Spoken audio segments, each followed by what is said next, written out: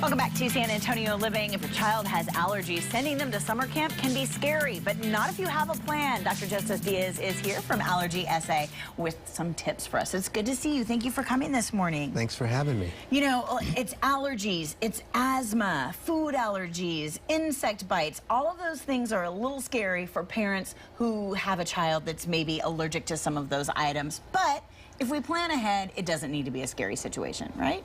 Absolutely, Okay. absolutely. We have a large number of patients who are very allergic to foods, such as peanuts. Yep.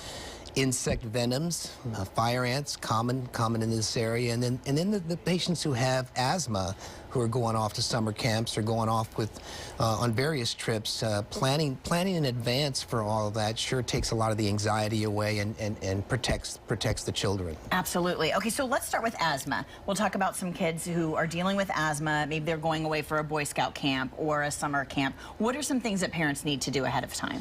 So. Preparing, of course, preparing, and understanding your child needs to understand what the symptoms of asthma are and how to identify the symptoms, and of course to have all his or her medications with them before they go. We have asthma action plans for the camp people to follow. Not all asthma is treated the same, so there are individual plans, making sure your medications have been refilled and have enough medicine in them, especially the rescue inhalers.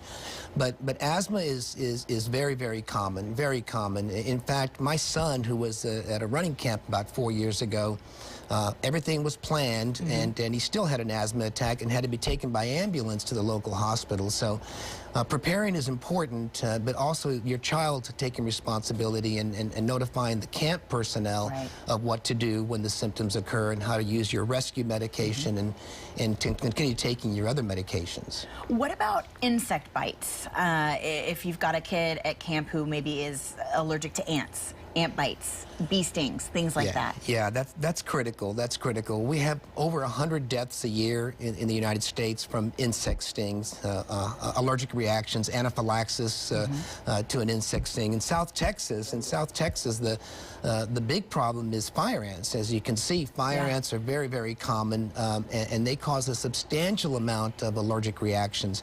Fortunately, not all allergic reactions, such as anaphylaxis, lead to death, but they sure can result in emergency treatment being required. And again, keeping your medications with you, and often patients will have an epinephrine auto-injector to use, and the camp personnel should have some also. When you identify anaphylaxis and you have a severe reaction, making sure that you have your emergency medication, epinephrine, available is critical also. When is it time for parents to take their child to an allergist?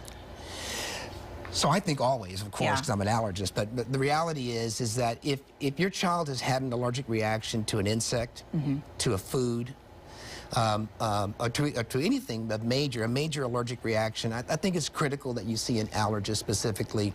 We do specific testing to confirm that what you're allergic to.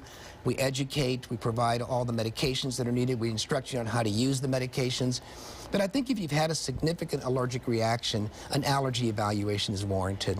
And what about some signs or symptoms of asthma? If that's something that maybe the child hasn't had yet, is it just a hard time breathing? What do you look for? So the most common symptom of asthma in children is cough. And many people don't realize that. A chronic low-grade cough, a cough that worsens with exercise, a cough that occurs at night while they're sleeping. So that's the most common symptom of asthma.